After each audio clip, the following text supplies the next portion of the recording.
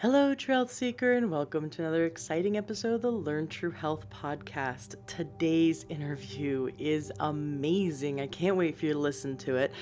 I had such a fun time interviewing Daniel DeBaun, and he brings such a wealth of information and actionable steps for you to take to protect yourself against the types of invisible radiation that we're constantly exposed to between cell phones, Wi-Fi, and everything else. So we talk about all kinds of amazing topics, and he gives great advice. So definitely strap yourselves in. You're in for a wonderful treat today.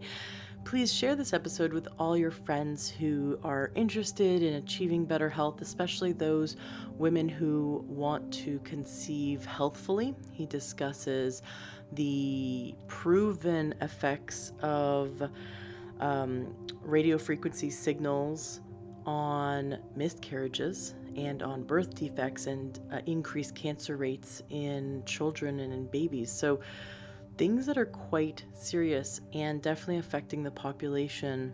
A lot of science is coming out, a lot of research is coming out, proving that we really need to take some steps to reduce the amount of radiation that we're being exposed to, the electromagnetic radiation and the frequencies from all these different devices that we're being exposed to every day.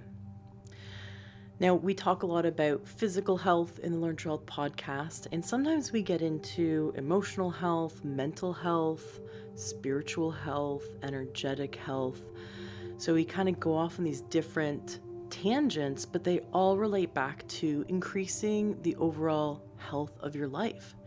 There's a really great podcast I want you to check out. It's called My 7 Chakras. I've actually really enjoyed this podcast in the past. I first was turned on to him. He launched a few months before I launched. So I watched as he took off, and now I think he just published episode 250. And so it's just cool to see he's also sort of in the alternative health space. And it's just been great to see how we have very similar interests. He dives deeper into energetic health, spiritual health. He talks about Ayurveda, Reiki, energy healing, chakra balancing, using your intuition, and it goes into experts that explain more about yogic practices. But he also has a lot of similar guests from my podcast. So I have a feeling that his listeners would enjoy my show and my listeners would enjoy his show. So I definitely recommend checking out My 7 Chakras. You can find it on iTunes. It's right up there in the alternative medicine section. I'll make sure that there's a link to it in the show notes of today's podcast at learntrail.com so you guys can check it out. I also wanted to let you know that the truth about vaccines, which I've talked about before on the show, is doing a free viewing. So twice a year, they allow people to watch their entire docuseries for free. It's a 7-day event where every day you're emailed a link and you're able to watch about a 90-minute video that'll blow your mind. It did for me, and I've interviewed a lot of the experts on the show because of the truth about vaccines. It's created by Ty Bollinger, who created the truth about cancer and the truth about pet cancer, both very powerful health docu-series, meaning it's like a documentary over several days, like a series of these documentary videos. So you can watch it for free. Go to learntruehealth.com/vaccines. That's learntruehealth.com/vaccines. Of course, that link will also be in the show notes of this episode. It's free. Check it out. Whether you are pro-vaccine or anti-vaccine or on the fence or just kind of confused and want to be an ostrich sticking your head in the ground, I get it. This documentary series interviews doctors and experts on both sides of the argument, and it's not about forcing people or to come to one side or the other. It's really about just sharing the truth, because we need to have informed consent. We need to understand how the immune system works, what is in a vaccine, what it does to the body, and the benefits and the costs. Most of the time when we go to an MD, they're not going to tell us the costs. They're just going to tell us the benefits. And if you ask for the insert of the vaccine, they might even get a little upset because they don't want us to challenge the status quo. And that's not informed consent. Informed consent is when doctors happily, calmly, without emotion, share all of the positives and all of the negatives and allow us and support us in making the best decisions possible for ourselves and for our children.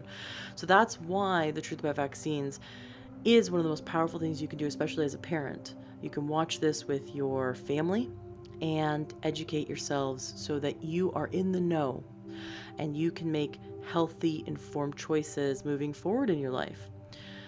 I'm really excited to bring that information to you because watching it for me when it first came out changed my world. And I'm here today to help you do the same. Excellent. Well, enjoy today's show. I know you will. Thank you so much for being a listener. And if you guys have any questions or if you want to connect with me or the other listeners, come join us in our Facebook group.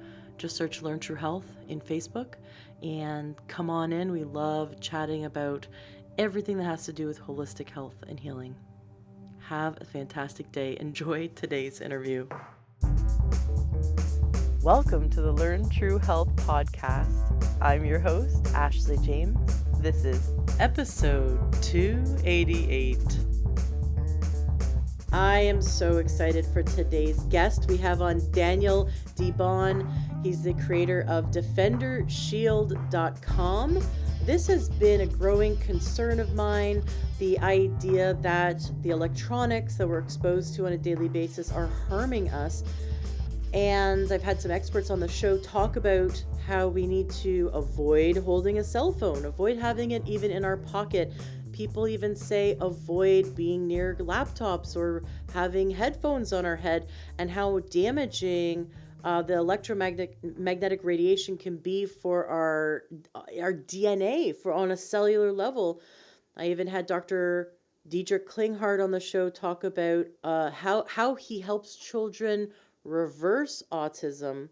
And one of the things he does is remove them from an environment that has a Wi-Fi signal, because Wi-Fi vibrates at 60 hertz, which vibrates the heavy metals in their nervous system and does damage. And when he removes them from Wi-Fi, of all things, and also helps them to do heavy metal detoxification, that they no longer have the symptoms of autism. So this is a growing issue, and because we can't smell it, we can't see it, and everyone's exposed to it, we sort of drank the Kool-Aid and think that everything is safe, just like we thought using x-rays to measure our feet in our shoes at shoe stores was safe back in the day when x-rays first came out, or dousing children with pesticides was safe back in the day. So or leaded gasoline was safe back in the day. We think something's safe until it's finally proven, after many people have suffered, it's finally proven that it's not safe. So we have an expert here today who's going to share with us what we can do, since we can't all go up into the mountain and meditate in the cave and live away from society, away from EMF. That just isn't practical. It's not practical to never be around a cell phone and never be around a headset or a laptop. So Daniel's here today to share with us what we can do to protect ourselves and also teach us more about how electromagnetic pollution is affecting us, so we really have an understanding. Daniel, I'm so excited to have you here today. Ashley, thank you so much for inviting me. I really, really appreciate an opportunity to share with you and your audience some of the overwhelming facts about the potential body concerns we have with the exposures we all exhibit today, just in daily life. So thanks an awful lot for inviting us. I look forward to our chat today. Absolutely. Now, your assistant emailed me yesterday and let me know that you are offering 20% off to our listeners. So if any of them are motivated to buy one of your products, because you have an incredible line of products, like very affordable earbuds, for example, that are low EMF. And I own a pair very similar. I didn't know about your company, and now I'm interested because I know how high quality yours are. Um, and so you are offering 20% off. So if someone wants to get something that's going to protect them from, like, shield them from the pollution, the coupon code is LTH, as in Learn True Health. So LTH gives them 20% off when they go to your website, DefenderShield.com. I'd love to get into your story. What led you to become an expert in this and create your company? It's a great story.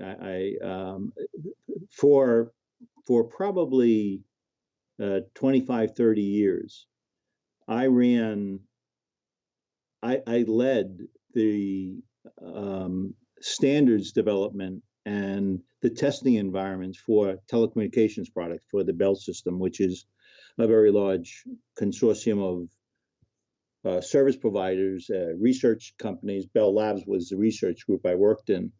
And I had a lot of background in technology. And in fact, no technology could be introduced into the Bell system without going through my laboratories. We would make sure that the standards were, the products that were being potentially introduced were compliant to the standards we had in the system. So I was quite familiar with the technology environment, particularly the telecom environment, because that's where I was in the telecom space. So I actually retired from that space at a fairly young age, and it turns out about 5, 6 years ago, my sons were visiting, and they had laptops on their lap for hours at a time. And so my wife turned around and said, "That can't be good for you. Get it off your laps." So she had some intuitive belief that this could be potentially dangerous. So she doesn't have a science background, but she does have intuition, because it turned out I knew exactly what the concerns should be, if there was at all. And at that point, I certainly didn't think there was a concern, but I thought maybe it made a little bit of sense to try to investigate and see if there was, in fact, any scientific literature that talked about the potential dangers of exposures from personal devices, portable devices around us, and in this case, the laptop. So I went and looked at the medical research, which is something I'm reasonably familiar with doing. And I was actually stunned that there seemed to be quite a lot of evidence that prolonged exposures to the soft parts, soft tissues of the body could be damaging, and pretty seriously. So I said, well, maybe if the boys are going to be using their laptops, I got to sort of figure a way of protecting them, if that's the case. And so what I did was, being familiar with the mineral and magnetic materials, shielding materials, all sorts of the materials that could potentially be used for shielding. I knew what the problem was. I knew that it was not only the 60 cycle, by the way, but also the other stuff that was being generated to connect to the Wi-Fi that was a problem. So I actually put together a couple of products that were prototypes, given to my boys, and said, use these. They began using them. Their friends began asking for them. So I started building a couple of for them, and it basically snowballed from there. My conclusion was that it was a problem, and that we weren't going to be victims from the technology in our environment. And I figured, let's try to fix it if it's possible with that we control. And so the starting point was, my wife wanted grandchildren. That's why she was concerned. And that was 5, 6 years ago. And of course, today I still don't have grandchildren. It's so funny. I hear so many people complaining about their millennial children, starting later in life. Well, that's the thing. Right, The 30 year exactly. olds are like, hey, I can have kids in my 40s. Yeah, there's only so much I can do, right? I tried. My chiropractor says he keeps having dog grandchildren. All of his children keep bringing home more dogs and adopting dogs, and so he's like, if you guys start having real kids, he's threatening to move to Ireland, and which is really saddening me because I love my chiropractor, so I'm like, whatever I can do to encourage your kids to start having grandkids. But millennials, we gotta take our time. It's funny. 2 years ago, my younger son called me up and said, "Hey, do you want a dog?" I said, "Absolutely not. I finally got rid of you. As you know, I finally have my house back." And a week later, he brought a dog with his other brother. So, and that was like a consolation prize I got, rather than grandchildren. Well, you certainly are helping so many people with your products. Can you talk a bit about, since, obviously you started doing this with your wife's intuition and also knowing some of the science of how this is harmful, can you get into painting the picture? What exactly is harming us? What is EMF, or what are cell phones and tablets and cell everything, all the stuff we're using, Wi-Fi modems. What is Right, it right. emitting that's hurt? Since we can't see it, what's this like unseen, these wavelengths, and why are they hurt? Like, what is it about them that are harmful? Okay, let me give you a picture in your mind of the sources and what these sources can create. And then I can actually give you another image to help you sort of have it materialize in your mind about how it moves into the environment that we live in.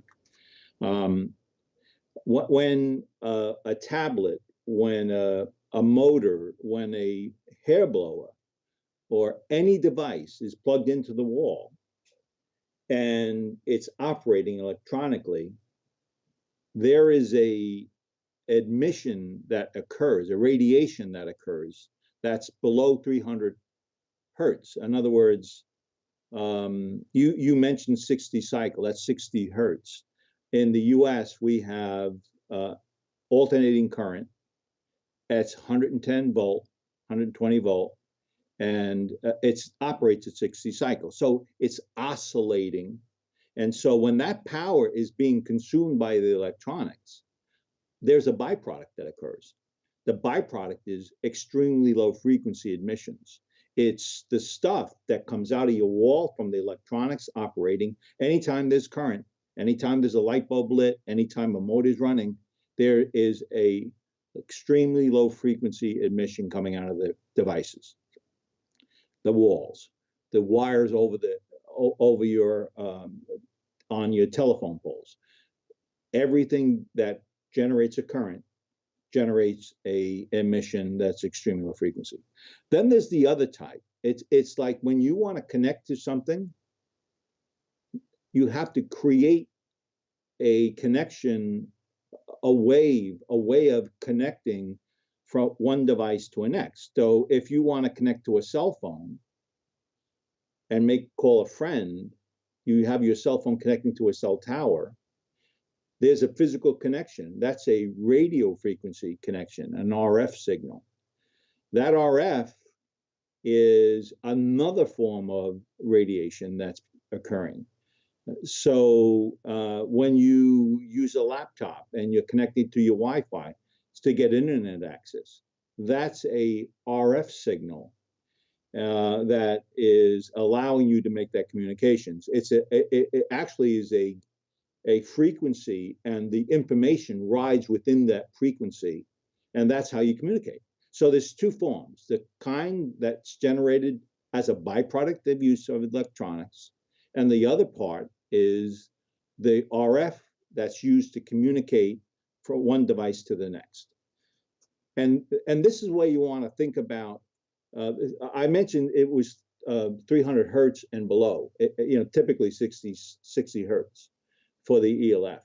The RF is around 1 gigahertz. A Wi-Fi is around 2.4 gigahertz or 5 gigahertz. So it's much faster and it's different. So what is a hertz? Think of it this way. If you went to the beach and you saw a very, very low wave, really quiet day, the really small, and pretend there's a pole in the water, and you see a wave going by. You see the crest of the wave, the top of the wave go by, and then you see the next one go by. And let's say it's 1 second. Well, that's what a RF or a extreme low frequency is. A hertz is 1 cycle per second. When I said a billion, when I said RF or 2 gigahertz, 1 gigahertz for the cell phone, 2 gigahertz around for the Wi-Fi, that's 1 billion of those waves going by that pole in 1 second. So it's a gradual increase in the frequency that becomes a carrier for the content that you're trying to put, whether it be voice or data. So that's a quick summary. Another thing also to note, and why I actually started developing products the way I have, is take your finger, your first finger, stick it up into the air, and pretend there's a tiny little ball that's beginning to emanate. It keeps on getting bigger and bigger and bigger. It's a ball that all of a sudden fills the room. That's what is known as a omnidirectional frequency. It goes in all direction. When I build products, I actually stop it from going in the direction towards the body.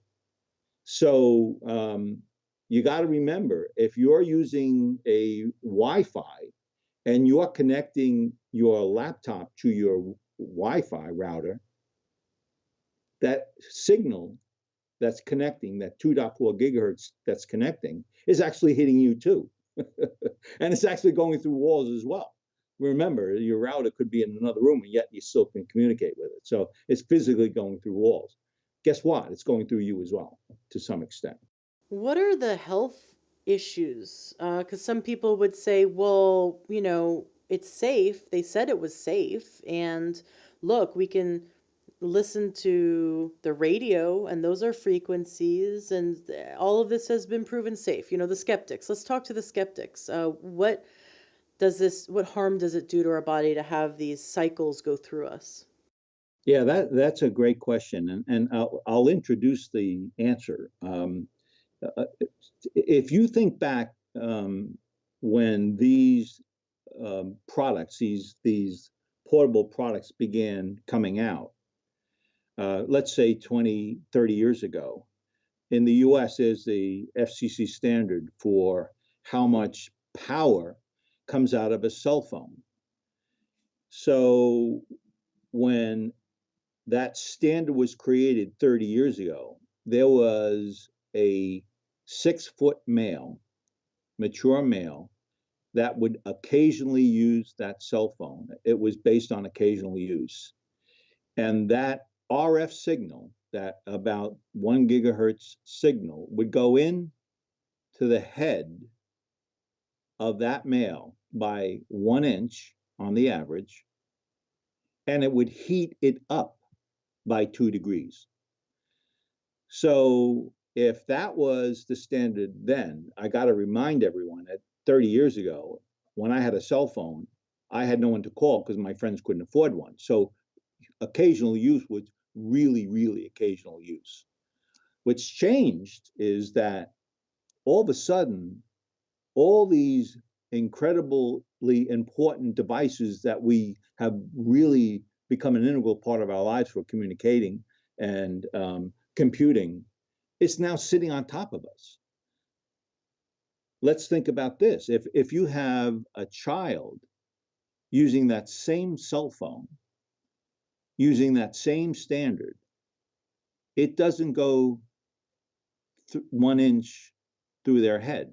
It doesn't heat up by 2 degrees. It goes completely through their head at 6 years old, roughly. And it heats the whole brain.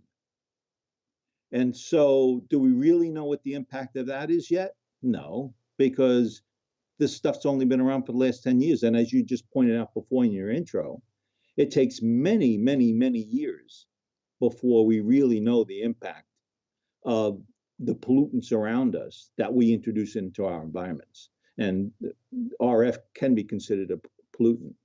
So what is an RF signal? What is a 1 gigahertz? No, let's talk about a Wi-Fi. What does a 2.4 gigahertz really mean? And why is that potentially a problem? Well, let's talk about microwave ovens. A microwave oven, when you take a piece of meat and put it into the oven and you close it and you turn it on, you are cooking your meat. Well, what's actually happening? The water in between the cells are activating the cells to oscillate faster and faster and faster. Thus, you have cooked meat. A microwave uses a 2.3 gigahertz transmission, a radiation. Remember, Wi-Fi is 2.4. The difference is the power levels are different, but it's literally the same frequency. So where before this stuff was far away from us, all of a sudden now it's really, really close. And that's why today it's now becoming more clear there's more of a danger than it was 10 years ago even. So what are the dangers? I'm going to talk to your female audience right now. Probably more than 20% of the world population that's exposed to the cell phone, the Wi-Fi, they become electric hypersensitive. We know that from looking at the statistics over the last several years, and it's a growing number. What does that mean? Well, if you have a cell phone close to your head, you get a headache really fast. You pick up your cell phone and your hands tingle. You may have your eyes hurting and you don't know why. You may have so many other symptoms that are literally correlated to the RF exposures typically. And there is electrohypersensitive. Your body's saying, stop exposing. That's why I'm giving you a headache. What's actually happening when you do that is there's one cell that's adjacent to another cell, and they're saying, I'm not going to give you proteins. I'm going to protest. I'm not going to work the way I'm supposed to. So what happens is you have these symptoms that are occurring to various parts of the body. So it can be that level of impact to your body, and I can guarantee you more than 20% of your listening audience that are female have that problem. But then there is also the more serious potential, and it's what can impact the cell at a cellular level, as well as impact the systems of your body. And what we know from Dr. Paul and so many others, exposures today from a cell phone, for example, if it's exposed enough, there is a potential where the membrane of the cell that's protecting the cell itself can weaken and weaken and weaken. And then it gets to the point where it's so weak, there is a calcium channel breakthrough into the cell. When that cell does that, oxide builds up, a bunch of other things happen within the cell, and all of a sudden you have DNA damaged cell, mutated cells. And so we know without any question that extensive exposures, more than several hours, you can anticipate having problems at the cellular level, particularly to the soft parts of the body. And so we know that for sure. And let's say you have a cell phone near your bed at night, and you're maybe not sleeping as well. Well, remember, there's like 4,500 processes within the body that's occurring beyond the cell. And the creation of melatonin, for example, is interrupted by an RF signal. And so all of a sudden, we have body processes like I can't sleep well. My eyes are literally becoming more dry as a result of the exposures to the emissions from the screen of my laptop or my tablet. So there are many additional and sometimes more serious things that can occur that are directly related to exposures. I'll give you an example.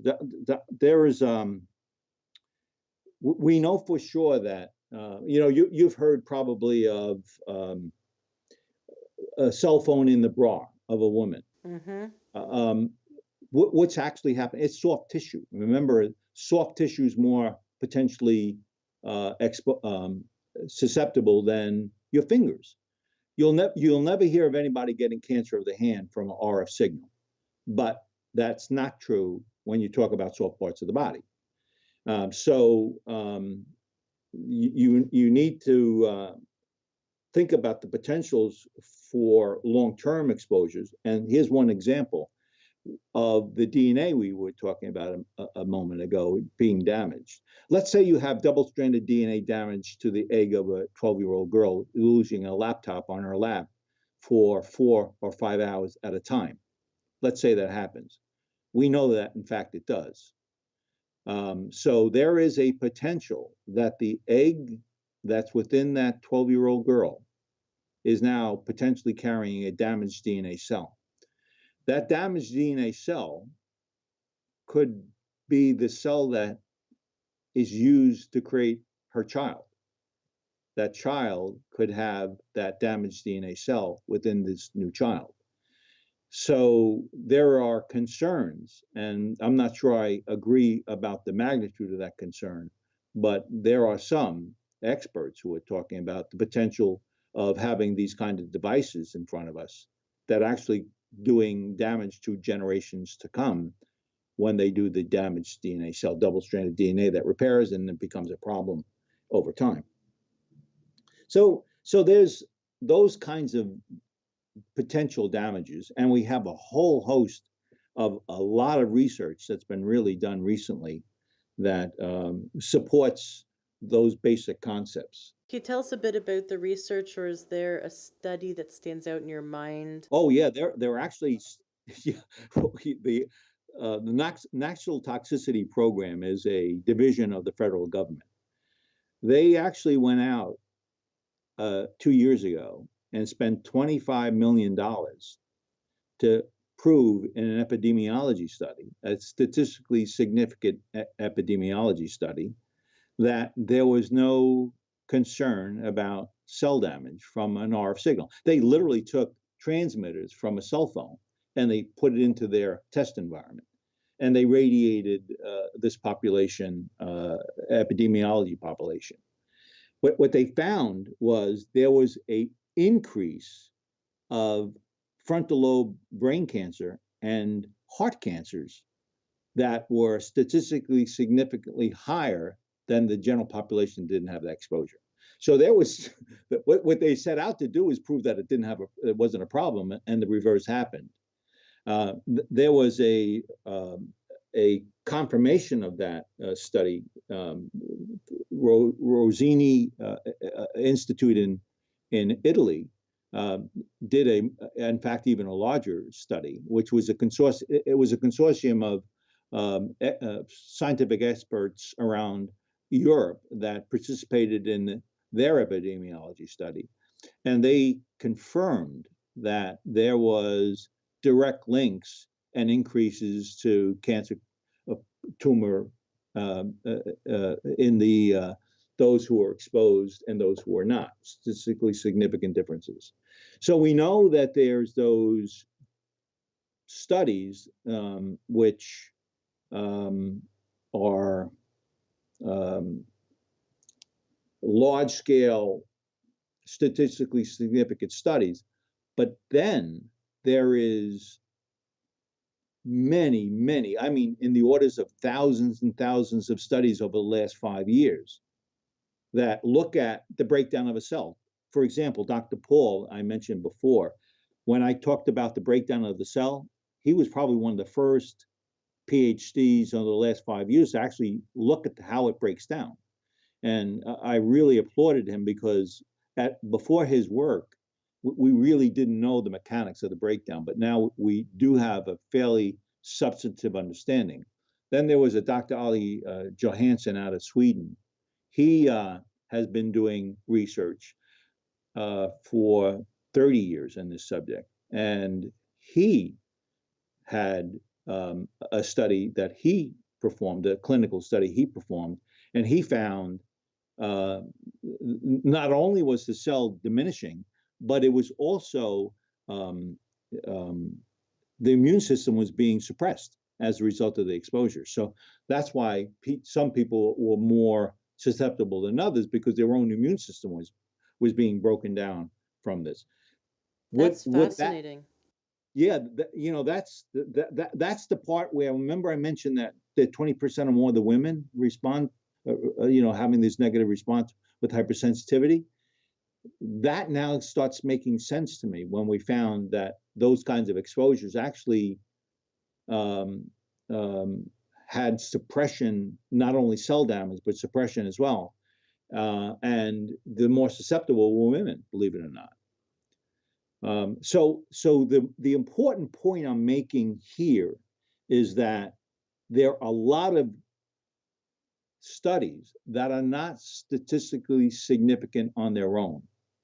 In other words, the populations weren't large enough to drive confidence levels of their study work that says this is definitely a situation. So there's always been that concern that with all these studies, you can't conclude it. That's why there's a bit of controversy in the space. But this is the point, at the point that I like to describe statistics, because we really need to understand why you can't conclude something on Dr. Ali's work, for example. He may have had 100 participants. He may have had 200. Statistically, you can't conclude based on that study that it can be generalized to the population. The statistical sample was too small. What does that mean? Well, the way I can prove to you that a child can be endangered by a RF router transmission is by taking 10,000 children, put them in a room, radiate them for 2 years, and then see who dies. In other words, the 10,000 kids would be sufficient as a statistical sample base. And if some people died, then, and it was higher than the average population, I could prove that irradiation can affect you and be confident by 95% that it was true. So where these naysayers are saying what Dr. Ali had concluded is not conclusive, they're correct. But if you look at the metadata, that is, you go above and look at all the studies that have been done, and you can look at their findings, you find that the direction of exposures is dangerous to the body. Metadata is pretty clear. And then we have people like the Bio Initiative. They're probably 100 or so of the researchers in the medical community that have been in the last few years documenting the evidence, the current evidence of what exposures do to the body. So I would encourage your listeners, look for the Bio Initiative study work. These are dedicated scientists that really their goal is to try to understand what it is our environment is, and make sure it's clear to everyone what those things can do to your body. And they're very, very comprehensive at what they do. And I would encourage people to really follow up on that. I've heard that they found that the mitochondria is affected, that it suppresses the mitochondria for a few hours after using a cell phone. Like I had I don't know if you've heard of him on the show. It was way back when I was like around episode 54 or 56, something like that. I had Sal LaDuca on the Yep. show, Yep. and he is is an outspoken, educator around this industry. So I think you've heard of Sal LaDuca by your Yeah. response. Yeah. And he talked about that having a cell phone near the brain, that they discovered that it has the mitochondria of the cells sort of go to sleep for a few hours. And now, for those who don't know what mitochondria are, they're the powerhouse of the cell. They produce energy. Absolutely. In fact, what you remind me, when I did the study work, when I was sort of understanding the space many years ago, the male sperm was 25% of the male sperm was immobile after 4 hours of exposure. And mitochondria that was being affected. When you say exposure, do you mean like a cell phone in a man's Yeah, yeah, pocket, like yeah, back pocket, middle pocket, or yeah. like sitting in between their legs? My husband, oh, it drives me crazy. It, He will it, put his it cell phone in between his legs, right by, the family jewels. And yeah, I want no, to have no, more kids, so I like no, grab it away from no, him. don't do that. It really does impact potentially serious, and there are potentially long-term impacts. It's not just the temporary immobility of the current sperm. And by the way, for women, we know under exposures, there was a very large-scale study in Japan, maybe 10 years ago, and they looked at exposures to the womb and they found that there was a 2% growth rate of tumor in Mm, the groin area of the woman. And of that group, a percentage became cancerous. mm, So we know from that study that it's not just males. We know it's females as well. So you really, and yeah, I've mentioned this before, and I'll say it again. It's the soft tissue of the body. It's the groin area of the male and female. It's the breasts of a woman. It's the heart of man and woman. It's the brain, the frontal lobe brain, not the back parts of the brain. It's the frontal lobe. And there are circumstances that actually worsen that. Here's a tiny bit of detail that is somewhat interesting for me. It turns out that uh, let's say you have a concussion. You know, your mom dropped you on your head when you were 12 years old. You were a big baby, and you had a concussion. What that likely means is you had a blood-brain barrier that was um, diminished as a result of that, and you go through life having that diminished blood-brain barrier. Blood-brain barriers are to protect your body. You know, in the sense parts of the body, we have blood-brain barriers. The head is just one of those places.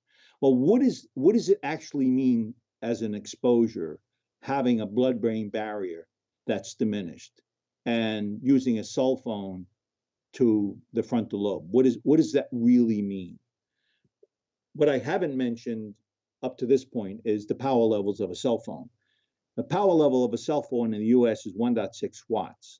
1.6. Just all you got to do, remember 1.6. They're not really that strong. They're considered a low level energy. But these low level energies over exposures, long exposures, can be damaging. And we've talked about that.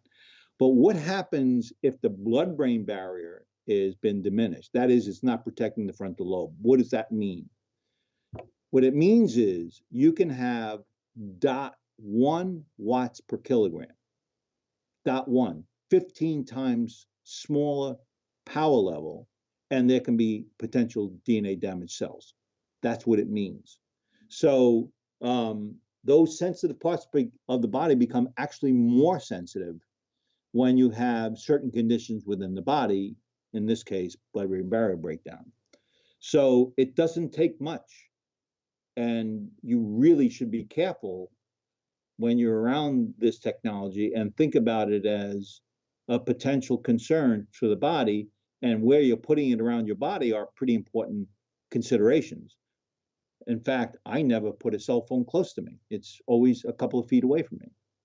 It's not a big deal. I still have access to it, But that a little bit of distance really is a major protection for me. It's true of all technologies. We're going to talk about in this episode how to protect ourselves. We're going to get into some strategies. Yeah. I want to talk about your book, but first, I want to talk about the 5G network that's coming out. Can you talk a bit for those who have no idea? So we know that 4G right now is the fastest sort of speed. Our cell phone connects to cell towers and gets 4G in more populated areas, right? I Yeah. remember when 3G came out. I remember when my phone, I had a cell phone back, geez, I don't know. I had one in the late 90s. My parents had cell phones in the early 90s, you know, when it was $1 a minute. Right. Right. Right. Um, and I had one in the late 90s, and I remember when I was living in Canada at the time, and we went from analog to digital. Like Yep. 100% of all the cell phones had to go digital, and they had like, you know, we had a certain amount of time to sort of like catch up, and I got a new Motorola, and I remember even back then I was aware of this you know, this potential for damage. So I bought one of these little it was made of stone, and it was sort of a button that like a sticker that I stuck on the back of my cell phone. It was supposed to lower the EMF or whatever, the pollution out of my phone. I don't know whether it worked or not, but again, back in the 90s, we didn't sit with phones by our ear. They weren't smartphones. We wouldn't sit with them by our ears for hours and hours Right. because it was $1 a minute. Right. But I Our remember, usage was very low at that time, and there was no right. problems at that time. Right, but I do remember my head heating up, and still to this day, if I have a cell phone near my head, my ear sweats, my head heats up, and I'll feel very weird. Like I feel kind of off balance and almost dizzy. And so I know it's definitely affecting Well, me. Ashley, I just told you why. Yeah. It's a microwave signal. It is heating up the water between the cells, oscillating, and you're literally heating up the areas. It's literally happening when you have a cell phone next to your head. It's a microwave signal. It's not healthy, it's not safe. So now we know the 3G network came out, then the 4G network came out, and no one really talked about the safety of 3G or 4G, but now we're about to have 5G come out this year in Seattle and in Yeah. metro, you know, in big cities. Um and I'm starting to hear from, you know, the more, I mean, it's you always hear from like the people on the fringe first, right? The Right. whistleblowers are always the ones that are sort of Right. put on, you know, thrown on the fire as witches, right? We're kind of like Right. Yeah. we're Right. Right. crucified for bringing this information to the public. But here you are, one of the whistleblowers. Can you tell us what you know about 5G and why we really need to be worried about it? Yeah. I'd love to. So let's talk about the sequence you highlighted a moment ago. There was the original analog signal, and then came along 2G, 3G, 4G, and then of course this 5. So what is that? When you had an analog signal, remember we talked about the wave going by 1 second? It was relatively low, and it was a constant load. That is, let me put it this way: if you take a piece of concrete and you take a steel bar that has 10,000 pounds on it, and you put it on top of the concrete, and you keep that 10,000 pounds on that concrete constantly, not pulsing it, constantly keeping that load, the concrete won't break. That's a constant load. Well, when 2 to 4G came along, they were you had this wave, the RF signal, but now all of a sudden you had information within the signal, digital information. That digital information is on, off, on, off, on, off. So if I take that analogy I gave you a moment ago, which is the concrete with the 10,000 pound load, now I start lifting it and dropping it down, lifting it and dropping it. What happens? It breaks the concrete. Well, that's what 2 to 4G did. It actually had the ability to break the cell down because it went to a digital format. And we know when you encode that stuff, the way you encode it actually impacts the cell differently. We know that from our research work. So we know that the digital part of the signal, along with the frequency rate, is what is impacting our cells and creating all the challenges we have today. So that's up to 4G. And remember, I mentioned 1 gigahertz is a billion signals per second. Remember, we talked about that before. A hertz is 1 cycle per second. A billion is a billion. A hertz is a billion cycles per second. So now all of a sudden we go to 5G. What is 5G? 5G is 2 fundamental principles. Well, let's talk about what it's being touted as being. 5G is the best thing sliced bread since sliced bread that will allow you to communicate with anything or anybody you want anytime. There's the Internet of Things you may have heard of that's talked about is being this wondrous world that's going to open up to us by having this high speed. As a side note, if I want to watch a movie on my cell phone, or I want to check my the scores of the latest baseball game, I can go on that and get all the data I need anytime I want. So the whole set of Internet of Things, I'm not sure I fully understand the argument, although I know what their argument they're making. It doesn't necessarily make too much sense to me. They're going from 1 gigahertz to roughly 23 gigahertz, 23 times more speed per second than 1 gigahertz. So it's really, really fast. In other words, it's 1/3 the speed of an X-ray. Oh my gosh. What's an X-ray? An X-ray is a terahertz. It's the next bunch more. And remember, when you go to the dentist, Ashley, they put this heavy thing on your chest. They put this thing into your mouth and they run away and they push a button. What's going on? Well, there's an X-ray that's being generated to get that tooth view, and they don't want to be radiated. And they put a lead weight of blanket on you to protect you from that ray. That is known as a ionized radiation. An ionized radiation is something where, if you think of a molecule, it has a nucleus and electrons. An X-ray is powerful enough to take that electron and knock it out of its orbit and charge it. That's the mechanical breakdown of the cell that causes the cancer almost instantaneously with excess exposure of X-rays. That's why there's a whole bunch of caution. Now, all of a sudden, 5G comes along, and we're in a space where we have virtually no study work whatsoever, and it's 1/3 of an X-ray when it's fully formed at 100 gigahertz. So there is a lot of concern that this much more significant speed that is going to be used to carry the content is so much more faster, we have absolutely no understanding what we'll do.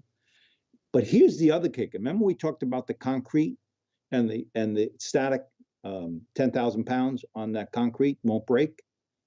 Then we talked about the 2 to 4G, how there's digital information on, off. That's likely the mechanics or one of the mechanics that actually damages the cell. Well, 5G uses 2 data sources within the transmission. In other words, there's 2 forms of information being sent and received, multi-in, multi-out. Let's say your husband says to you, I want to fill the kiddie pool up and I want to do it fast. So you run out, you get the kiddie pool, and you bring your hose out and you start filling that water, and your husband says, I don't want to do this by next week. I need it today. So you go get a second hose and you put that hose in. You have multiple in now to the pool, and it's filling twice as fast. So the way in which they're increasing the speeds is by not only increasing the frequency range, but they're also doubling the content that's within the carrier. So that's what is fairly alarming, given we know when we muck around with the encoding and decoding, having multiple sources can't be any better than one. It's most likely twice as bad or more. We just don't know.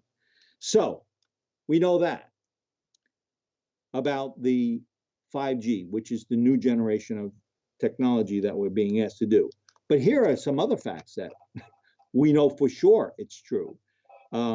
If you were to want to do a crowd control, it's around 20 gigahertz they use that they sonically send to you, and all of a sudden you get headaches and the crowds disperse because of it. That is called active denial. That is around 20 gigahertz. And that same stuff that they're using in as a means of crowd control is now being used to communicate your cell phone call. So that's a little bit of an indication that we know that when you get at that frequency range, we know that there are clear kinds of complications that occur to the body, and they use it as a crowd control. And I mentioned to you that there's highly likely more likelihood of blood-brain barrier breakdown. And so where before we had this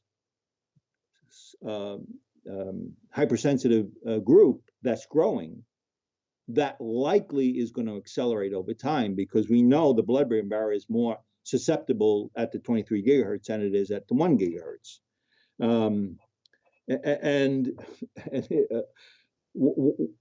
Because these speeds are so fast, you can't go very far. Like your cell phone, when you use your cell phone, Ashley, it goes about 5 miles, up to 5 miles, and you can communicate, everything works, and you can talk. But when you talk about this 5G technology that's so fast, it really can't go very far. In fact, it can't get any more than 850 feet, roughly.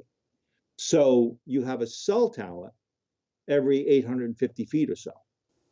I've heard that. I've heard that it's about the size of a watermelon, and they're gonna put it on like every second light pole.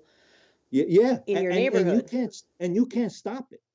The federal legislation about this is they're using right of ways, and they can stick that up. They don't have to go to local municipalities for approval for those installs. They can just do it. And so there's that. But here's an interesting point. Remember, no, I actually didn't mention this. If you're within 1,000 feet of a cell phone tower, you're 3 times more likely to have cancer. Wow. Point of fact, we've had several studies recently that have made that conclusion. And so here we know it's likely you're three times more likely to have a cancer of some sort. It's going to be 850 feet. It's going to be next to your bedroom, and it's constantly transmitting. The impact of that, we don't know. We're being experimented on. Yeah, that's right. You're part of the experiment. Hopefully you'll do okay. We don't know yet. But you said that they use the sound cannons that they use to control riots is 20 would you say did you say 20 hertz, or is it megahertz? Gigahertz. So 20 gigahertz is the sound cannon that they use to give people headaches so they disperse. Right. Yeah, exactly. And 5G network is 23. Right. Exactly. And you probably have been watching the news. Certainly some of your audience has. Remember about a year ago, there was these, our representatives in Cuba in our embassy. Yes, I do. I remember that we made nice with Cuba, and then the U.S. Embassy, everyone went there. The staff, right? The government, U.S. government went there, and they started going blind, having migraines, having brain damage, and it was found that there was some unseen attack. Cubans, whether it was the Cuban government or whomever, was beaming cannons, these sound Right, cannons at these people, and you can't like hear it. Like a sound cannon isn't like, a blasting my stereo at you. right, It's just all of a sudden they would lose go blind, lose their hearing, get migraines, like have brain damage.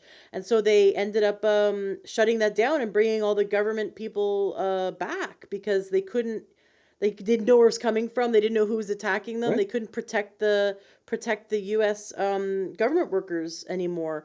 Do you know any more details around that Yeah, story? that is RF microwave. There was no question about it when we saw that. We knew instantly that's what they were doing. Given we have the understanding of the thought. And in fact, there's a Dr. Tower. He was a physicist who worked in the British Army, and his job was to create microwave weapons.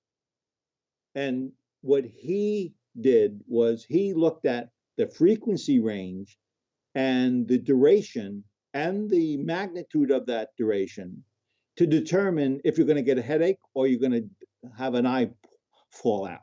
I mean, he could literally predict what will happen to you based on the radiation that you are getting at that level. And so this is used in warfare, in other words, at these rates. And so when we go to this experimental phase and we start using these frequency ranges that we have not been used in the past and we've been restricted out of those spaces, all of a sudden we're being offered that space as a way of improving our lifestyle. And as I mentioned before, I'm not sure it's my lifestyle that thinking about improving. One last thing about this stuff, by the way, when you get irradiated with a 4G or less, we talked about the immune system being suppressed to some extent.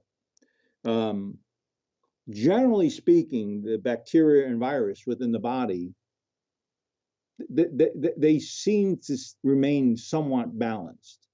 When you go to 23 gigahertz, you actually have a more rapid growth of virus and bacteria.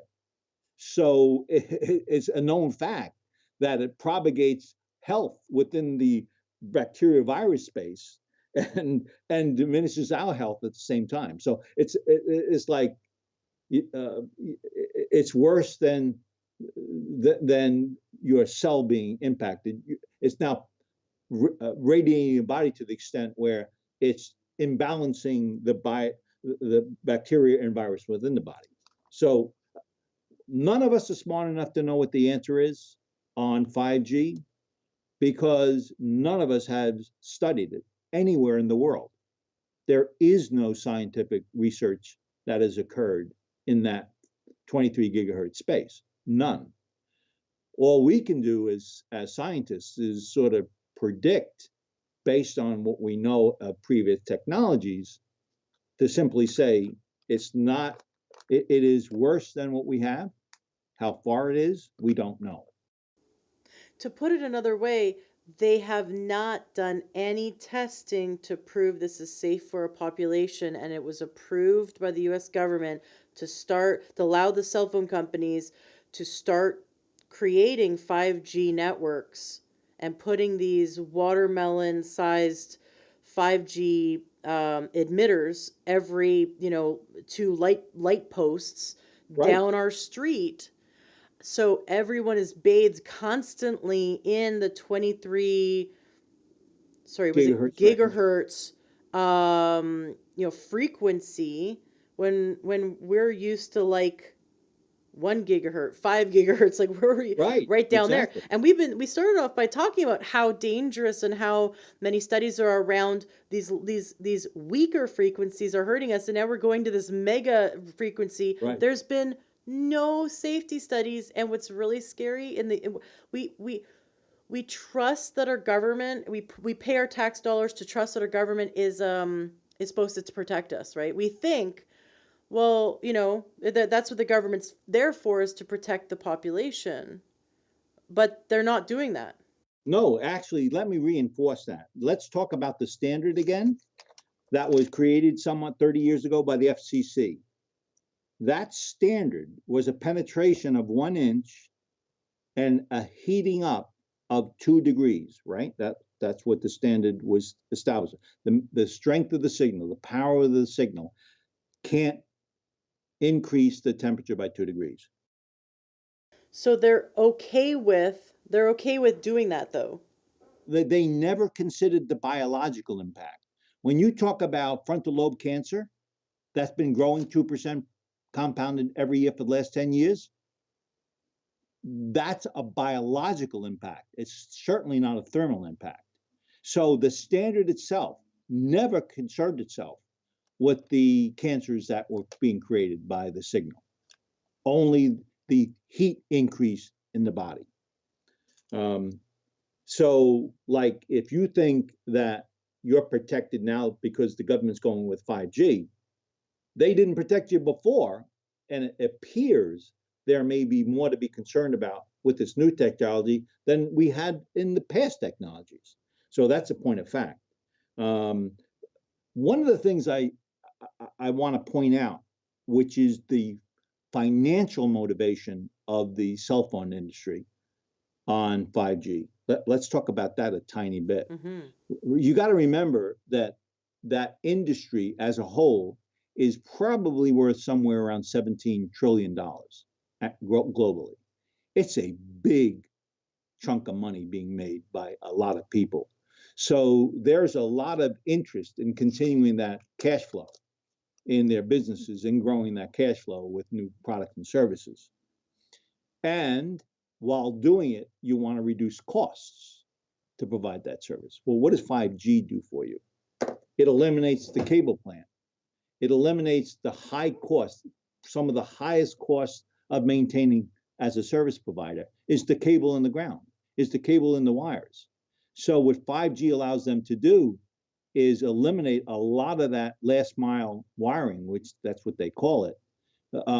And so they improve the maintenance costs annually, reducing them, and they increase potentially the cost by putting these tiny little cells 850 feet away. And by the way, let's say you and I want to go start a telephone company, and we want to sell cable service. We want to sell you the health and wellness cable channel using our cable company to do it. How would we do that? If we had a cell phone company? Well, the way we would do it is we'd install 5G, and we'd have 5G connect to the router in the home, connect to the termination within the house of the cable service. That becomes a 5G. So it all becomes wireless, and there's no wire to install. And with 5G, because the speeds are so high, you can have all the bandwidth you need to provide those services. So now, where you and I were being forced to compete with a cable company that had a coaxial cable to the house, now all you got to do is put a cell tower up and you can beat them. So there's a lot of financial shifting that's going on within the telecom space for advantage by using these technologies. That's why there's an industry so interested in moving to this technology. It's not clear to me that there's advantages that are substantial for the user, but certainly for the provider there is. That makes sense, because our internet's fast enough. Everyone, Yeah, you, right. like you said, you go on your phone, you want to check the baseball game, or you want to watch a movie on your phone or your laptop or whatever. Everything's fast enough. Right. It's not for the end user, it's for the cable company to save money. Yeah. And they have enough money, just like the pharmaceutical companies, they have enough money to pay off, government. And every government's corrupt. I don't care what country you're in, because people are corruptible. And I know that sounds kind of dark, but look at the lobbying efforts that have kept these industries wealthy and have not really been helping us, the public.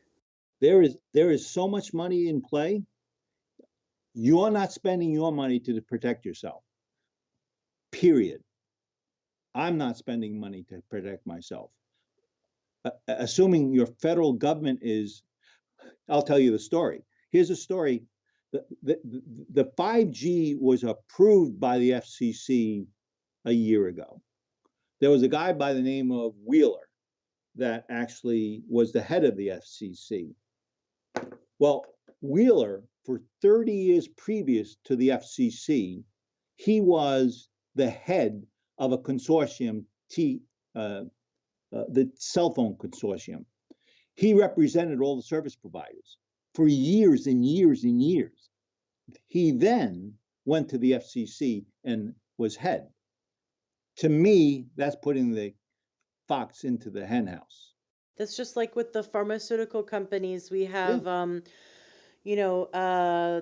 major executives in pharmaceutical companies will leave the pharmaceutical companies and get hired by the Yeah. FDA to work for the FDA, and then quit the FDA and go back to work for the pharmaceutical companies. So they just it's the FDA. There's a really blurred lines between the government agencies that are supposed to protect us, like the FDA and the FCC, and the telecommunication companies and the big pharma. It's really sad. It's really scary. And it comes down to, because I know at this point I would feel powerless, right? Because we as individuals can't do anything, but we as individuals together can do something.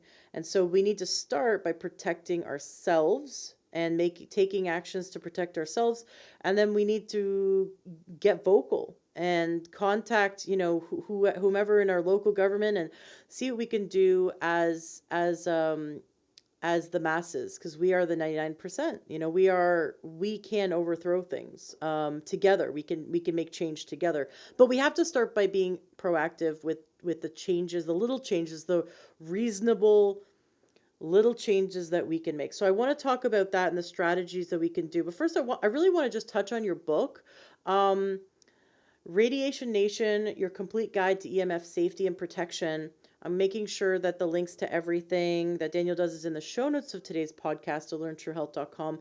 Can you please tell us a bit about your book, and Yeah. who is it right for? Who should read it? That was written out of frustration, Ashley. It was written out of frustration because for me, when I looked at the research as a scientist, it was a preponderance of evidence that was pretty directional. This is not so good for us.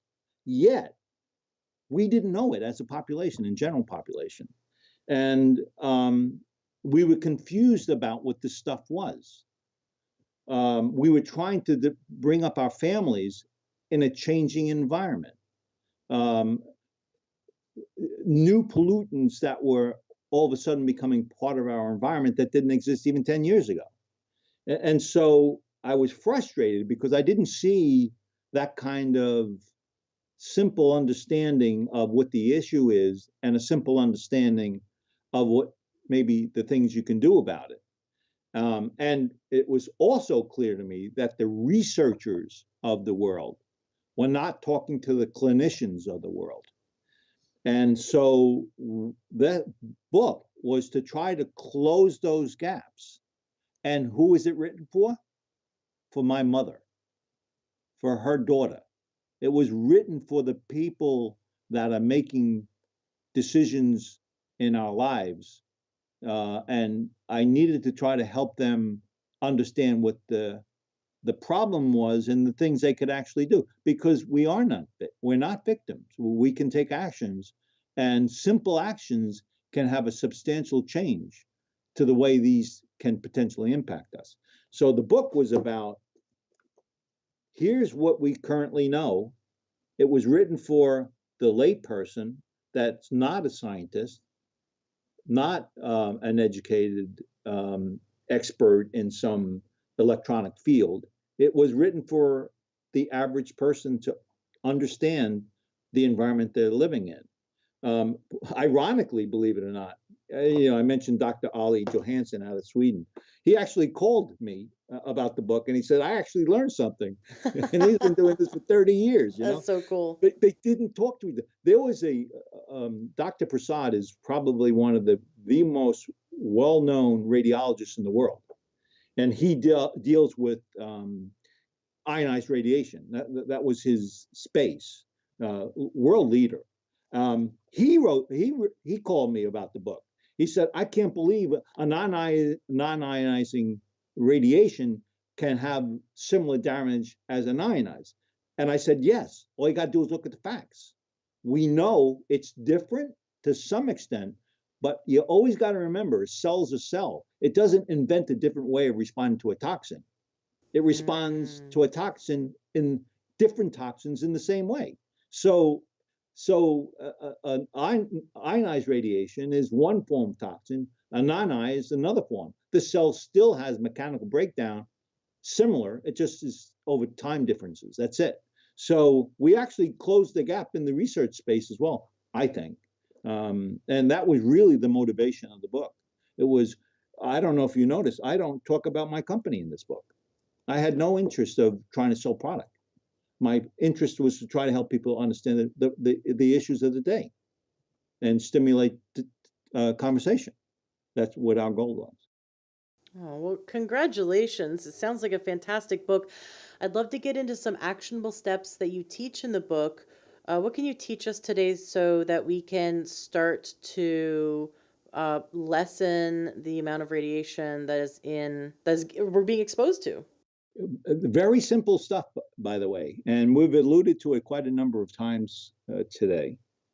When you have a cell phone against your head, you may want to think about that as the worst exposure you can have from a cell phone. If you take that same cell phone and you take it 1 foot away from your head, 80% of the potential danger of that signal is gone. By 4 foot, 98%. In other words, it's a logarithmic function. The power drops off so fast that distance is your friend. And it's easy to do by simply moving something and moving away from you by a little bit. There's a real benefit to the potential negative impacts it has in your body. So that's one aspect. Duration. If you put a cell phone to your head and it's there for 3 minutes and you hang up, you'll live to be 1,000. You're not going to be impacted from that signal exposure. If you use it for several hours and you have a blood-brain barrier breakdown, there's going to be a cancer likely to be caused in the frontal lobe, because the more you have that exposure, the more likely it has time to start beating at the door of the cell and breaking that cell down. So time and distance is your friends. And you need to think about simple things like that, and simply taking your laptop and putting it a foot or two away from you, your cell phone a foot or two away from you. Just by putting a little bit of distance away from you, you are really, really much safer. Here's a good way of thinking about how you manage stuff. Think about in a room, if I have one bee in a room, that one bee won't kill me. If I have 1,000 bees in the room, I can die. So it's a cumulative in a sense that the levels of power that are being generated from our technologies increases the more we have them in the same room. So eliminate bees in the room. Simple little coaching, eliminate bees in the room. In other words, if you have a cell phone on and it has a cell tower connection, a Wi-Fi connection, and a Bluetooth connection, those are 3 transmitters that are entering into that room. Do you need all three? No. I only have the cell tower connection. I don't have Wi-Fi. I don't have Bluetooth. Why? I don't need them. On the rare occasion, if I do need them, I'll turn them on. But simply the action of turning off that B, those two Bs, I reduced 2/3 the exposure within the room simply by turning those off. In other words, the less of these transmitting devices within a room, the more likely you are to be more safe.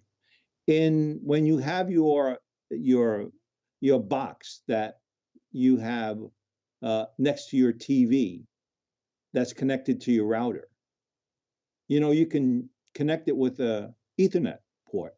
So your Amazon box, your Google box, all these boxes that you can put to your TV, they're connected. You can connect them with an Ethernet. So you don't have to have the Wi-Fi on. You can use the Ethernet. So a general practice is, if you can eliminate the Wi-Fi transmission, do it. Reduce the number of bees in the room. So if you think about it in that general sense, it's easy. Simply reduce those transmitters in the room, and that minimizes exposure. Moving it a short distance away is an improvement if you have it in the room. If you can avoid it, never put it to your head. Put it in your hand and speakerphone, or use earbuds to connect. That's much safer. The distance away from those transmissions are now 2 feet away, not on top of your head. So little simple things like reducing the number of bees in the room, and when using the technology, keep it at a minimum and duration, and when not using, make sure you have them far enough away. Very simple things you can do. Is there a device we can buy that measures the hertz? So like kind of measures the amount of bees in the room, or measures I know that there's I've seen these before where people have like a handheld device that they put up to their phone, and it's the needle is going crazy, or it's a digital thing and it's reading something. But I mean, would it be worth it for us to invest in something that sort of reads the RF or the EMF in the rooms to help us understand? Honestly, I don't particularly care for those things Mm-hmm. because they're so imprecise and they can scare you so much. Mm-hmm. And there's really not much to be concerned about. They're very, very inaccurate typically. So they're potentially an indicator. And to answer your question, there are actually 2 types of devices you need. Remember, we talked about 300 hertz and below? Mm-hmm. That's 1 meter kind of thing you got to get. And then you need one that can look at the RF. But you got to make sure that they not only can look at the 2.4 gigahertz and the 1 gigahertz, that it can also see the 8 or the 5 gigahertz from a router. So it gets a little bit complicated. And you know what? I'm not sure you should spend the money. If you're diligent about reducing the number of bees in the room, that's more than sufficient. Great. To make sure you're protected. And by the way, remember we talked about the extremely low frequency stuff. When you have a light bulb on, there is current running in the wall with the wire that's coming through the wire. Don't sit next to a wall. Mm-hmm. Stay a little bit away from the wall and you're fine. When you toast use your toaster and toast a piece of bread, don't stand on top of the toaster. There's milligauss that are being generated out of that machine that are pretty high. But if you're a little bit away from it, there's nothing to worry about. So you get a nice toast and piece of bread with butter and you're all set. And you're still safe. Simply knowing that any electronic device can generate it, the extremely low frequency stuff, you can avoid it. You don't have to be on top of it. And for those that are intentional connections, make sure you minimize your time using it. And when using it, make sure the durations are short and you should be safe. Sal LaDuca, when I had him on the show, shared some stories that just shocked us. No pun intended, Right. about like people who had sleep issues, major sleep issues, and he came in and he unplugged everything near, like on the Yeah. wall near their any if there's a lamp plugged in, don't have it plugged in anywhere near your bed because your bed is metal springs. And there were children who had really hard time sleeping, had nightmares all the time. Yeah. He unplugged everything near the crib. We did that the second I got off of that interview. I went into our bedroom, unplugged absolutely everything, from the walls, anywhere near our beds, and I noticed a difference in my sleep. And he has his clients notice a huge difference. He said there was this town in Arizona where everyone was hearing a humming noise. And Yeah. it was because that he said that, we always kind of think that everything, energy is always just constant and the same coming into our house, the power coming into our house. But it can be, these transformers can be off, and power going to an Yeah. entire neighborhood can be off to the Oh point yeah. of causing sickness, causing insomnia, causing dizziness, and the whole neighborhood's having these problems, but only when they're at home. And there's this entire town was hearing a humming because when they would sit in their bed or sit by their desk and they were, near the electrical outlets, their body was picking up that frequency that Yeah. 60 uh, hertz. was not healthy, was Yeah. yeah, out of range of being normal and healthy. So you're absolutely right. We need to be careful of that as well. You mentioned Bluetooth. Is wearing Bluetooth headphones not a good alternative to having the phone to your ear because it's also a Wi-Fi, like a signal? You remember what I mentioned to you about the blood-brain barrier being down, Mm-hmm. and the power level that mutated the cell was dot one. Mm-hmm. Remember I mentioned that? Mm-hmm. Well, a Bluetooth is dot three. Oh It's shoot. 3 times higher. So in general, you're probably going to be okay, but we know for sure it does impact and mutate the cells, even at the lowest of levels. I had a yoga teacher who came and she had this wrist thing on, talking to her cell phone, and she was really really proud of it. And it was a constant transmission between the two, which was using a Bluetooth. I looked at her and I said, "What are you nuts? You know that this is what I do, and that you're so conscious of your health. Why would you expose yourself to unnecessary signal if there's no reason to? So if you're burning calories, not the wisest choice." And she promptly took it off. But you don't realize that even the littlest can impact the hypersensitive. Um, we've known people who can't even leave their house. It's so bad. It can get really, really severe for some people. And managing the bees in the room becomes really, really, really important for their basic um, quality of life. So you never wanted to get that extreme because there's very little you can do. But even the smallest of signals should be turned off if you don't need it. I had an interview. I was on a show once, and and I could tell that I don't want anything in the bedroom. For example, you really don't want cell phones, even clocks. If you're going to have a clock, have it 3 or 4 foot away from you. Even if it's a digital clock that's battery operated, which is less harmful. You really don't want any of those things because they do interfere with the melatonin. It disrupts melatonin. The process of creating melatonin is disrupted. We know that for sure. And so I was telling her, manage the bees in that room, and she was polite, and we continued moving on. And then about 4 or 5 months later, she called back up and said, "I'd like to have another chat with you if you have the time." I said, "Sure, of course."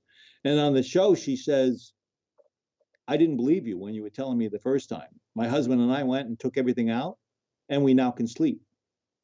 So Mm-hmm. they actually could feel the difference by taking some simple actions. I love it. I love it.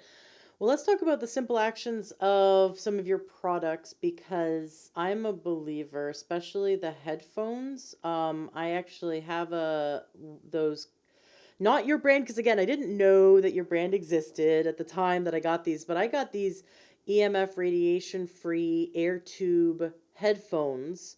And my husband was we're both audiophiles. We love, we're very into high quality sound, and I just could not wear just regular, like the kind of the earbuds that come with the cell phone is just too, it's not good, robust sound to me. I was so surprised, and so was my husband, that the air tube headphones were such good quality. I thought that was really cool. And so I like yours have a great price. I think I paid more for mine, and yours, obviously they have great ratings. You've got 55-star ratings on your website. Um, so They are the best on the market. someone could use these in to replace having a phone near their head. Yeah, absolutely. That's why we invented it, because a lot of people want to listen to music, for example, or they um, want to they don't want to even begin exposing their head to it, so they'll buy the earphone earbuds we produce, and they're a high fidelity, the highest fidelity you can buy in the market right now, and they rival any of the high quality products you can buy anywhere else that are wired or Bluetooth based. But what's different is you're protected. We eliminated the emission completely. That 1.1 watts per kilogram is gone. Very There's nothing cool. there. How long? I mean, I'm looking at one of the pictures on the website. Looks quite long. How long is the cord? How many feet away could you potentially be talking on with the headphones and have the cell phone away from your body? About 4.5 foot.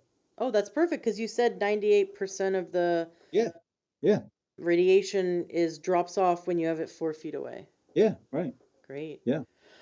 Now, I'm seeing here you have cell phone cases, laptop shields, tablet and iPad cases. Can you walk us through like what would we which what, let's say everyone has like a laptop or a tablet, like what should be the if you recommended one product, if that would be the most protective or the what's the one thing that everyone should get that to give them the biggest bang for their buck? I would suggest the earbuds because they totally eliminate emissions from you, and it can be used for anything that you may have. Um, Particularly with cell phones, because so many people have cell phones. But believe it or not, a close second is, and I'm sure you're aware of this, the blue light component of the spectrum Mm-hmm. is pretty dangerous. Um, you can have premature macular degeneration, and believe it or not, you can have dry eye. I had um, we work with a lot of physician groups, and one of them had a patient that had been using drops in their eyes for 20 years, and I sent them out a glasses we build that actually cut out the blue component of the spectrum that comes off your tablet or your monitor, your TV, and for 20 years she walked around putting stuff in her eye because her eyes were always dry and they were bloodshot. Within 2 hours, all that disappeared. It was they were fixing the symptom, not the cause. The cause was the blue light component of the spectrum, which, as you may know, is the just below the ultraviolet light, which causes cancer on certain conditions. So it's almost as bad. But we do know that that's an important one, particularly for kids, because kids are using this stuff when they're 6 years old. Um, but our goal has been to try to develop products that mirror the portability of technology we want around us. So we have cell phone cases using the same technology I developed for the original laptop case. For when you put a laptop on your lap or a tablet on your lap, you can put that. We have cases for your tablets, small or large. We have universal cases for that. We have, when you travel a lot, your data can be stolen and robbed from you by somebody walking by you. Because we are experts in shielding, we actually have a device that totally shields your credit cards, your cell phones, any electronic device that can be scanned. We have a product that shields that. Yeah, the RFID, now that all of our bank cards and credit Yeah, cards and yeah, driver's license and passports have RFID chips in them. My husband bought one of those RFID blockers for his wallet because we've heard of people that they will just walk by you with the device and their device reads and steals your data. You don't even have to take your credit card or your driver's license out of your pocket, and your identity and all your credit cards have been stolen. And you could, well, and it's been in your pocket the whole time. So I really believe, since it's like we have to protect ourselves, and that's, I mean, that, I think everyone should have an RFID blocker in their wallet or purse. That's just, it goes without saying. That's a mandatory. I think everyone should have that. You have some really neat cases that actually become like sort of like flip phones. When someone closes the cell phone case, can the cell phone still get a phone call? Like, does it yeah, block the yeah, signal? yeah. Well, remember we talked about an omnidirectional signal? Mm-hmm. Remember we talked about a little ball that grows bigger and bigger and bigger? What we do is when the transmitter is transmitting, trying to connect to the cell tower, it's also trying to connect to your head. We just stop it. When you use our cell phone cases, we actually have a barrier that we have between the transmitter and your head. And there is no signal that can pass through and damage the cell, damage the body in any way, because we stopped it. We eliminated it. And that's what we do on all our devices, actually. We just simply take it in a direction that is dangerous to the body, and we allow it to be unimpeded as it goes to the destination, whether the router, the cell tower, whatever it may be. We have a device that simply shields. It's not a complicated device. It's technically complex, but the way in which we do it is fairly simple idea. So it blocks the signal from going all directions, meaning going into our body. Right. Anything that's going into your body is stopped. Anything that's going out is still allowed to go out. So it's eliminating the exposure to the body. Anytime you have any of our devices, cell phones, tablet, laptop, sleeves. We have sleeves in which you can put your portable laptop in, small laptop. We have shielding, so anytime you're using it close to your body, you're protected. Wonderful. I like this pad, the laptop pad. So someone could, if they wanted to have their laptop on on their lap, could just put the pad in between them and the laptop Yeah, to yeah, protect right. them. Actually, it was a funny story. I've gone through the airports and security, and they've stopped me because I had a couple of my defender pads in, and they thought I was hiding something. Even though we don't do X-ray stuff, we actually diminish the ability of the X-ray to go pass through because it's a wave, and Mm-hmm. we're preventing that wave from passing through. And so, interesting, funny story. On occasion, we have been stopped. When you go through the airports, do you opt out of the scanners and go Oh for yeah, a body check? particularly when they use the X-ray. They're now using microwave, by the way, and it's only a short spurt. But when they did the X-ray, those machines were typically not calibrated. Mm-hmm. So you had excess more likely than not than the standard signal levels, and it was an X-ray. It was an ionized signal that was knocking the electron out of its orbit. It was like terrible that they were using that stuff. I know the airports are trying to get away from that stuff, but in general, a microwave is also harmful. Although they'll tell you it's not. The only saving grace you have, it's quick.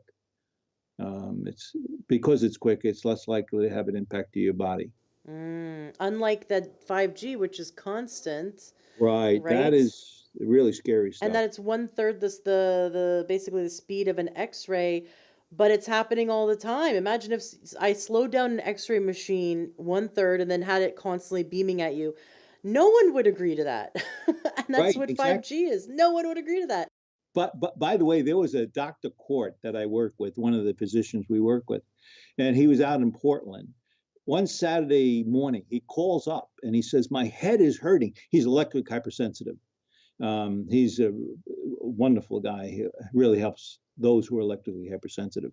And he called me up and he says, "My head is really, really bothering me." He had just gotten this new cable service in his place in the mountains. And so I said, "Go look at the router and tell me what it says on the bottom." And he went and looked and it said 5G. So within an hour of it being active, he couldn't have it on anymore. That's how impactful it was for him. I'm not sure that's going to be the general population, but certainly in his case, he couldn't deal with that constant load that you were just mentioning. I'm predicting that you're gonna start coming out with like hats and like you're just gonna start selling the tinfoil hats. I'm just telling you, like I'm gonna come to you and say, okay, I want you to take your Defender Pad laptop EMF radiation shield and turn it into a little, a little parka thingy I can pull down over my head and shoulders and spinal cord and protect myself from the 5G. You know, a Better Call Saul, you know, the television show. Yes, There yeah. was there was this lawyer brother who was a hypersensitive. He used to walk around with aluminum around his head. That was legitimate. Aluminum actually does conduct that RF away from the body, and so you're right. We're going to find ourselves all walking around with aluminum around our heads to try to protect ourselves. Right. We'll all be the tinfoil hat wearers that we Right, are. Yeah, that's right, right. right. Exactly, exactly. I'm excited that you sell those blue light blocking glasses. Yeah. For someone who doesn't know what these are, that we've been talking about these glasses, I had James Swanwick on my show, and this was, I don't know, probably a year and a half ago, and he created Swanee's blue blocking glasses. I had never heard of them, but I'm one of the most like open-minded skeptics. So he started telling me about his, blue blocking glasses, and he basically said it's like wearing ski goggles. It's sort of orange. The whole world looks nice and orange. All right. And I'm like, yeah, right. Okay. And he goes, no, no, no, let me send you a pair. So he sent me a pair and I put them on. Normally I'd fall asleep around midnight. It's when I'd get tired. I could not stay awake before 9 a.m. I was just like, I put them on and I started to get sleepy and I'm like, I gotta go to bed, guys. Like it is like 8:50 and I'm like, my body's saying go to bed. I could not believe how effective blue blocking glasses work. And yours are really affordable compared to the other ones out there I've Yeah, seen. we try to build the highest quality at the best price. By the way, the reason why that was the case, your circadian rhythm is not being disrupted. When you read at night and you look at those screens and that blue component's hitting your eye, it's really screwing around with your circadian rhythm, in addition to melatonin and all those other things. Mm-hmm. Everything's being disrupted because it's basically the strongest part of sunlight that Mm-hmm. you're now exposed to in your bedroom, and you can't sleep when it's highly sunny out.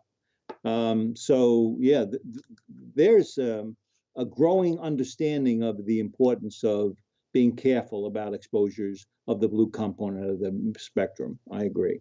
Absolutely. And in technology in general, which is what we've been discussing today. It has been such a pleasure having you on the show.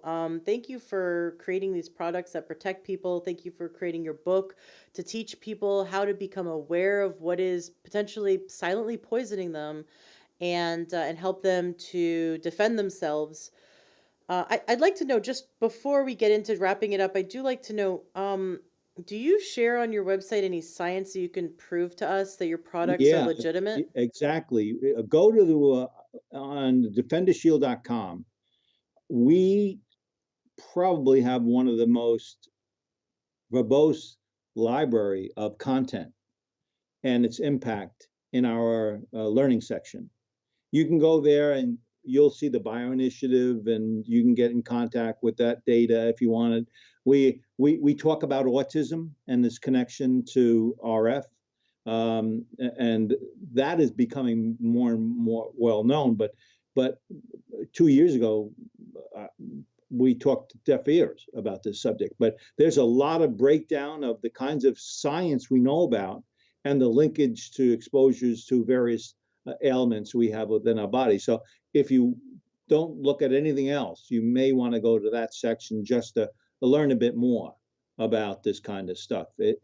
Learning more is your power about how you can choose to lead your life in a more balanced, more healthy way as it relates to this exposure, this toxin. It is a toxin in the air. Excellent. Thank you so much. Is there anything else on your website that you think that the listeners should know? Any resources that you think would be a great place for them to check out? The learning section is probably the most important. There are other sections we have about products and things like that, but I'd rather see you learn your problems in the environment you live in than sell you a product. I think it's more important that we try to figure our environment out and take action on how we want to deal with it. If you have a young family, for example, dealing with this exposure, as I said before, using a cell phone to a 6-year-old child goes completely through the head. So you have to be very careful of the bees in the room with children. Mm-hmm. They're more susceptible by 3 times an adult. Uh, these kinds of facts you can sort of get out of some of the references to the research that we know about. And I'm telling you, recently, there's been more information coming out than I have seen in the last 10 years. The research community is really stepping up, in my opinion.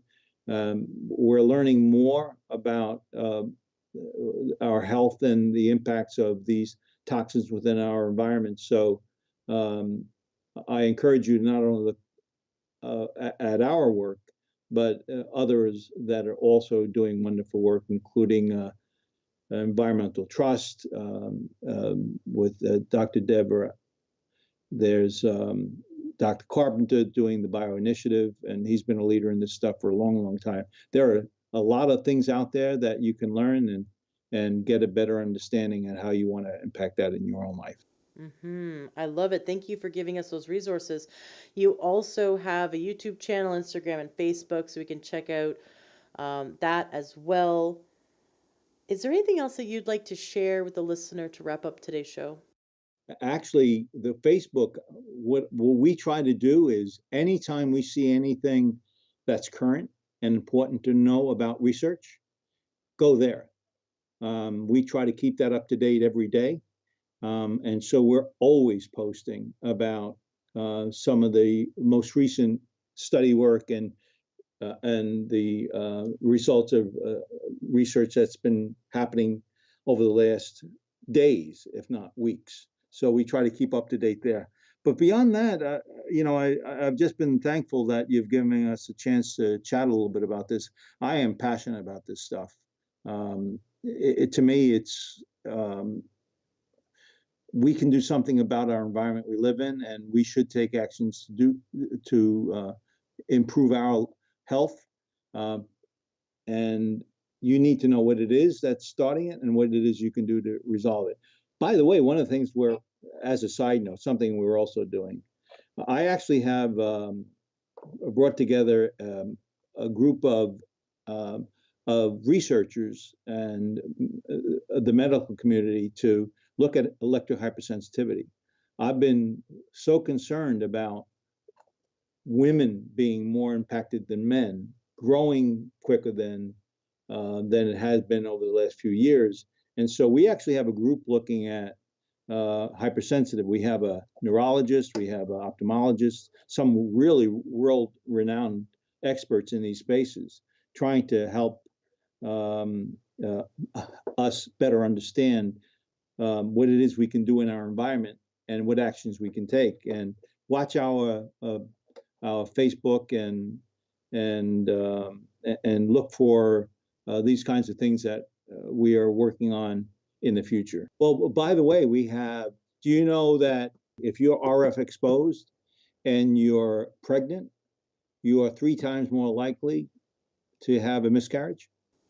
So we have baby blankets coming out, we have wraps, all sorts of stuff coming out. I'm excited about that stuff. Very cool. If you haven't already, you definitely want to connect with Dr. Diedrich Klinghardt, because that's right up his alley. So the two of you could definitely collaborate on this kind of information. Believe it or not, we actually, in one of those groups, a little side note, there was a very, very large cosmetic company, and they have a research community they work with. And we've invited them to be part of the group because we know that there are biomarkers for electric hypersensitive. And some of those biomarkers are actually within the skin and the dermis. And so we're actually trying to bring experts across the board to help better understand this environment. I thought it was interesting that the cosmetic industry ultimately now is beginning to understand that maybe this is the next bastion for them. Ooh.